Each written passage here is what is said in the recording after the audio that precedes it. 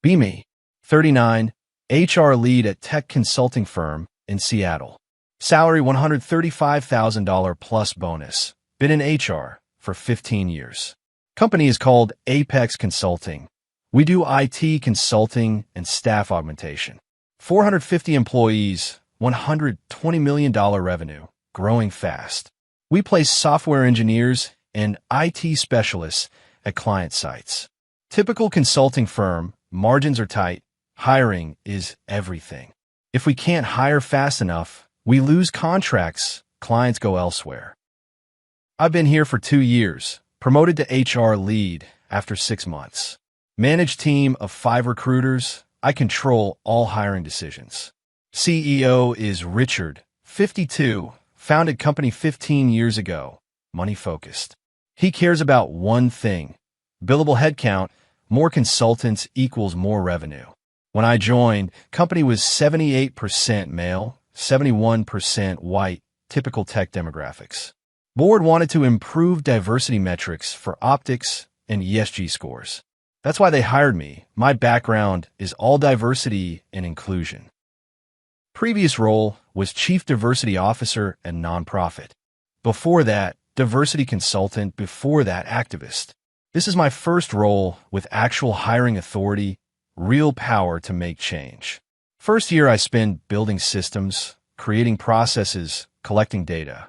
Implement applicant tracking system that captures demographic data. Every candidate has to fill out voluntary demographic survey. Race, gender, sexual orientation, disability status, veteran status. Tell everyone it's for reporting purposes only and doesn't affect decisions. That's a lie. It's the most important data I collect.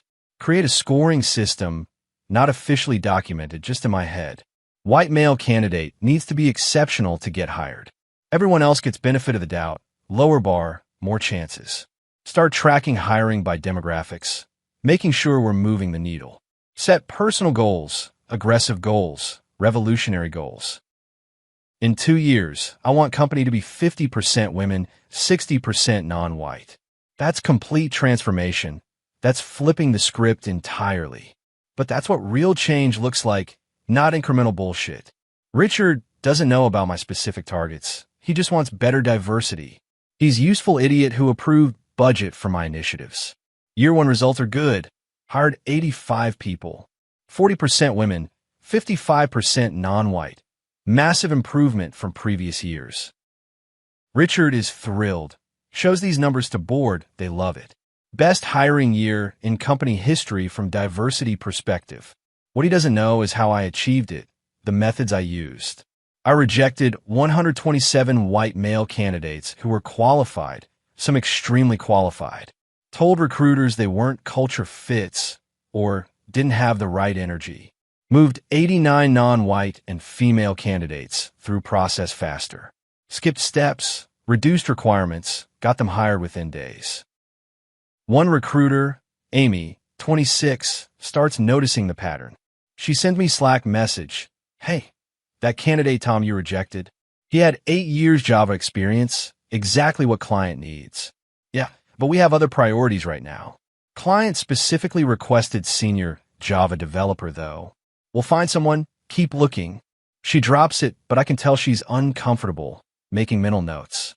Month 14, I'm in my stride, system is humming, transformation is happening. Get a REQ from major client. Microsoft, they need 15 senior engineers. Mixed technologies, Java, Python, C++, DevOps, security specialists. This is huge contract, $8 million annually if we can fill all roles.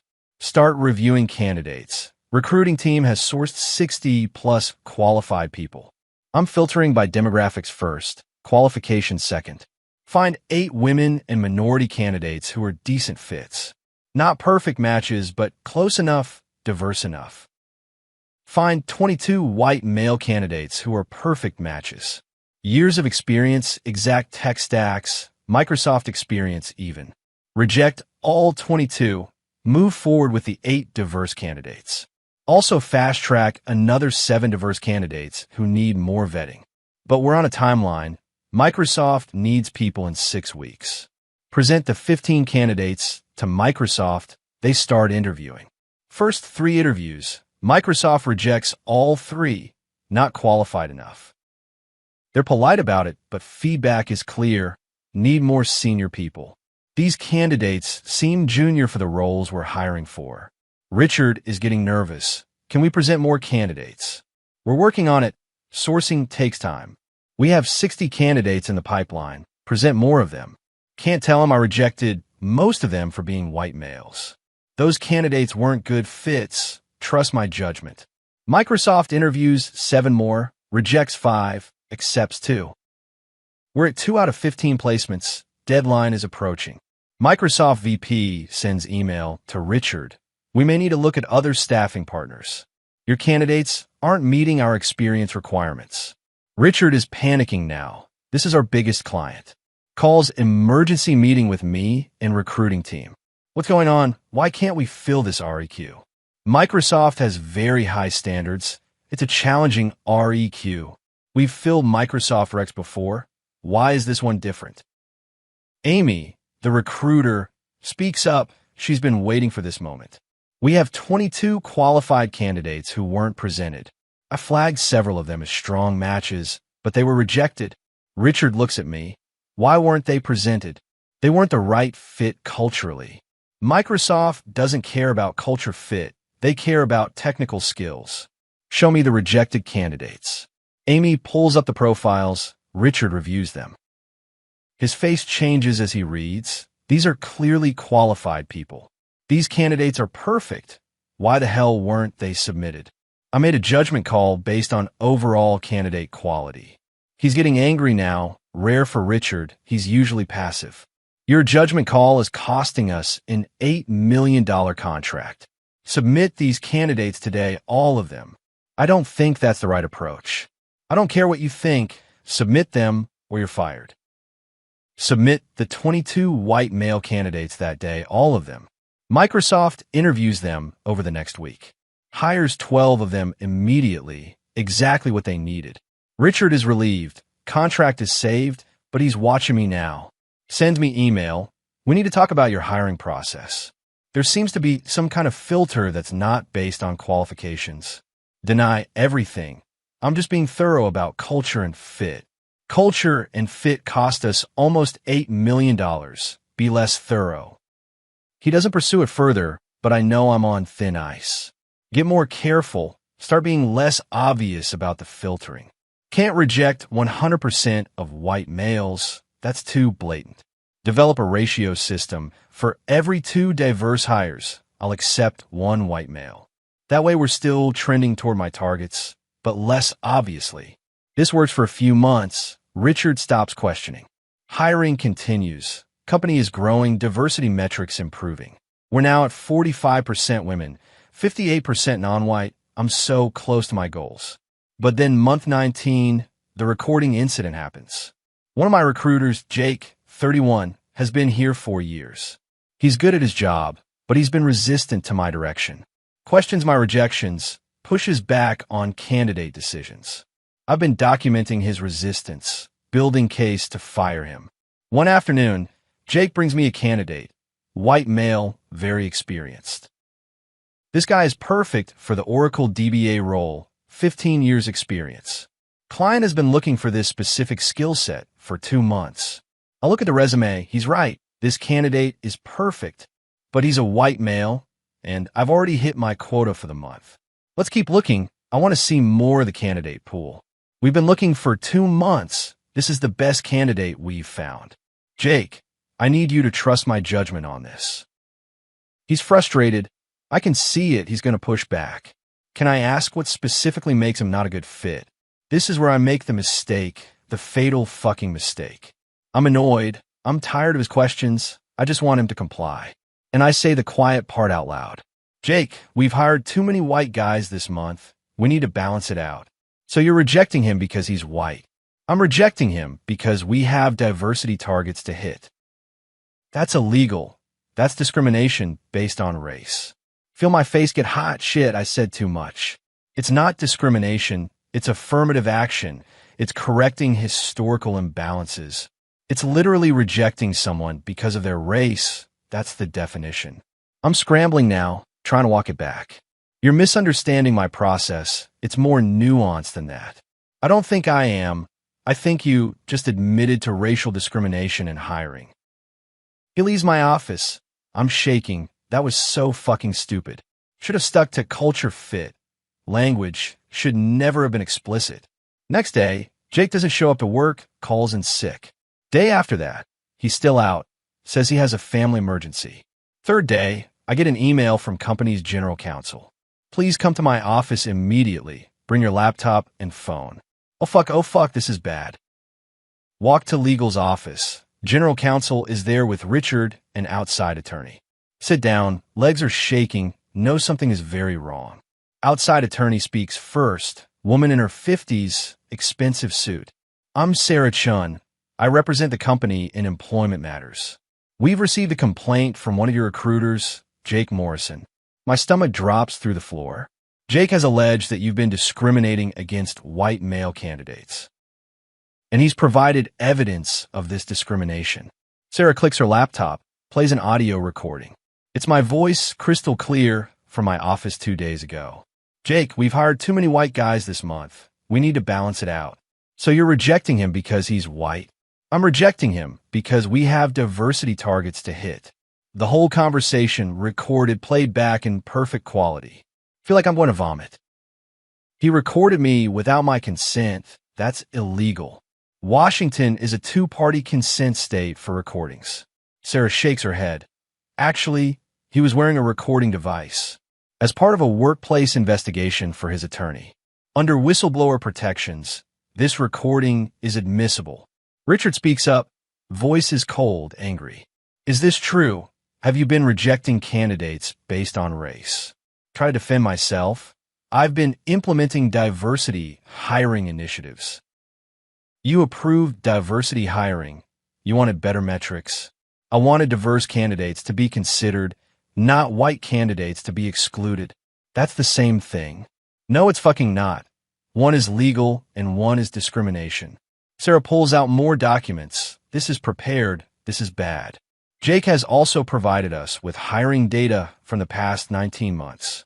He's been tracking every candidate rejection you've made.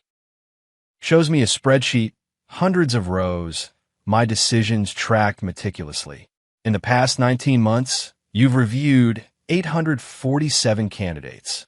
You rejected 412 white male candidates, acceptance rate of 18%. You've accepted 435 non-white or female candidates, acceptance rate of 76%. The data is right there, undeniable pattern, clear discrimination. White male candidates with equal or better qualifications were rejected at 4x the rate. In 47 documented cases, you rejected white male candidates who were more qualified than the diverse candidates you subsequently hired. Sarah shows example after example, side-by-side comparisons. White male with 10 years experience rejected, woman with 3 years hired. White male with master's degree rejected, minority with bachelor's hired. Pattern after pattern after pattern, all documented by Jake. You made comments to multiple recruiters about too many white guys.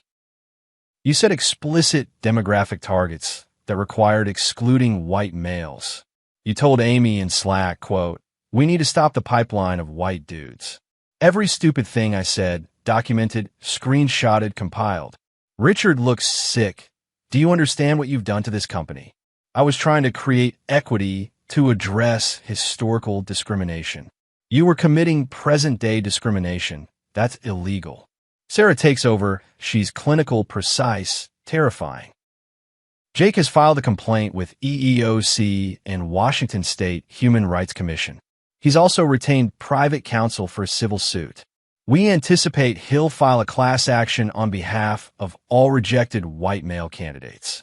Class action? Fuck, that could be hundreds of people. Additionally, we've reviewed the Microsoft contract situation. You nearly lost an $8 million client by rejecting qualified candidates based on race. That's not just discrimination. That's breach of fiduciary duty. Richard adds, and it gets worse. Jake contacted some of the rejected candidates. 17 of them have agreed to join the class action lawsuit. They're alleging they were discriminated against based on race and gender. Feel like the walls are closing in, can't breathe. What happens now? Sarah is matter of fact. You're terminated immediately for cause. No severance, no reference, escorted out by security today. The company will cooperate with all investigations and will likely settle the lawsuit to minimize damages. Richard stands up, won't look at me. I trusted you to improve diversity, not break the law. You've put the entire company at risk, cost us millions. Get out. Security, escort me out that afternoon, box of my belongings. Walk through office, everyone knows, everyone's watching. Jake is at his desk. He doesn't look at me. The recruiters avoid eye contact. They all knew, they all saw it. And they all stayed quiet until someone had the guts to record me. 2 weeks later, lawsuit is filed. It's worse than expected. Class action with 23 named plaintiffs, all white males. All rejected for positions they were qualified for. Some rejected multiple times over a 19-month period. Their attorney is aggressive, held press conference.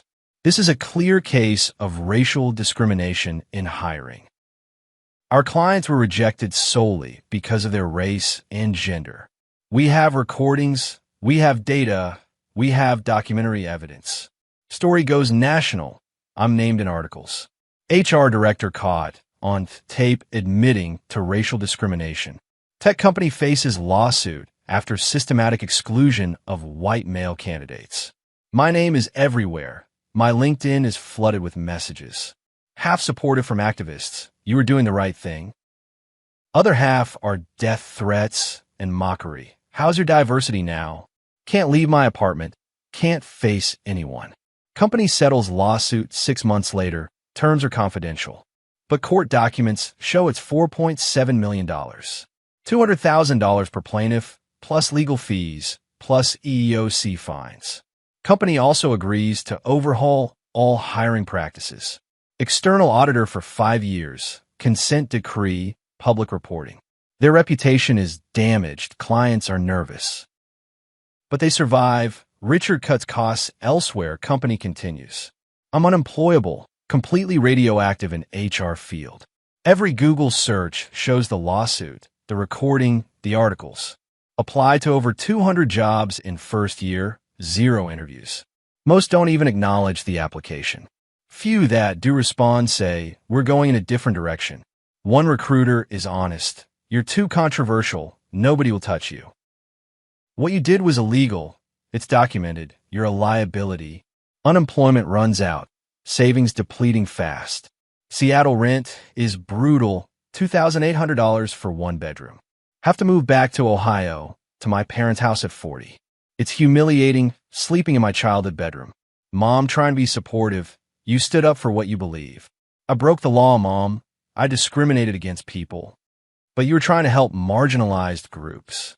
By hurting other people, that's still wrong. Dad is less supportive. You made your bed. Now lie in it. He's not wrong. I did this. I chose this. I thought I was untouchable. Year after being fired, working at Target, $16 per hour. Stocking shelves, working register, wearing red polo shirt. Used to make $135,000. Used to control hiring for 450 people.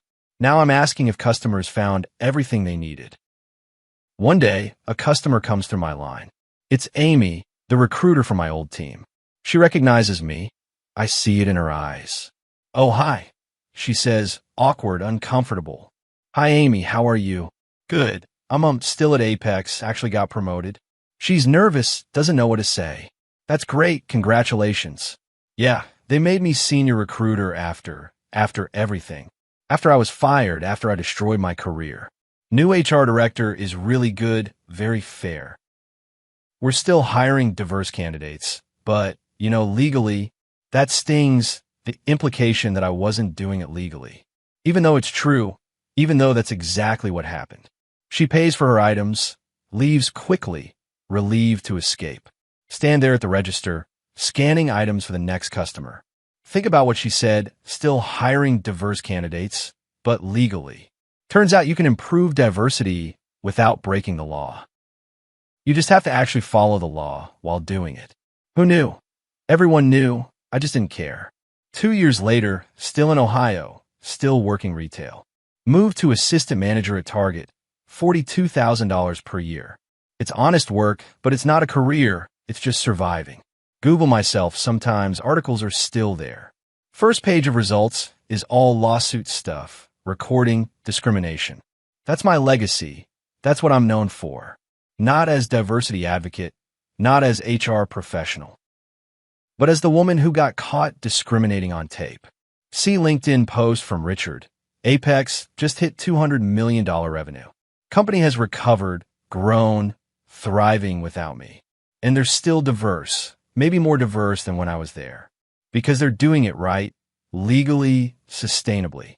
Not my way, which was illegal, unsustainable, destructive. 3 years later, 42 years old, still in Ohio. Applied to grad school, thinking about career change. Maybe teaching, maybe nonprofit, anything but HR.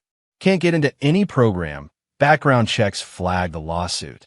Your history of discrimination makes you unsuitable for educational roles. Can't escape it. It follows me everywhere. That recording of my voice, we've hired too many white guys this month. That one sentence destroyed everything. If I just said culture fit like I was supposed to. If I kept using the coded language, the plausible deniability. But I got comfortable, got arrogant, got sloppy. Said the quiet part loud. And Jake was recording. Smart guy. Jake, smarter than me. He knew what I was doing, knew it was wrong. Documented everything, got the evidence, took me down. And he was right to do it. What I was doing was illegal. Wasn't affirmative action, wasn't equity, wasn't justice. Was just discrimination, same as the old discrimination. Just with different victims, different justifications. But discrimination, nonetheless, illegal and wrong. Those 23 plaintiffs in the lawsuit, real people with real careers. I rejected them not because they weren't qualified, but because they were born white and male. Decided their race and gender disqualified them. That's the definition of discrimination, and I did it proudly. Thought I was fighting injustice, creating equity, making change. Really just perpetuating injustice in the other direction. Hurting people who didn't deserve it for sins they didn't commit. And it cost me everything, my career, my reputation, my future. Cost the company millions, cost Richard his peace of mind. Cost those 23 men opportunities they earned, but were denied. All because I thought the ends justified the means. That my righteous cause excused illegal methods. That discrimination was okay if I was doing it for the right reasons. Turns out the law doesn't care about your reasons. Discrimination is discrimination. Illegal is illegal. And recording devices are really fucking small these days. Now I'm 42, working retail in Ohio, living with my parents. My master's degree in HR management gathering dust. My 15 years of experience worthless because of 19 months of crimes. Because that's what it was, crimes, violations of civil rights laws. I committed those crimes every time I rejected a qualified candidate. Every time I filtered by race instead of skills. Every time I chose demographics over qualifications. Hundreds of times over 19 months, hundreds of victims. And I felt righteous doing it. Felt like a warrior for justice. Felt like I was on the right side of history. Turns out history is written by people who follow the law, not people who break it and get caught on tape. That's my life now. That's my legacy. The HR director who discriminated on tape, who admitted it proudly and got destroyed for it, who lost everything because she thought she was above the law.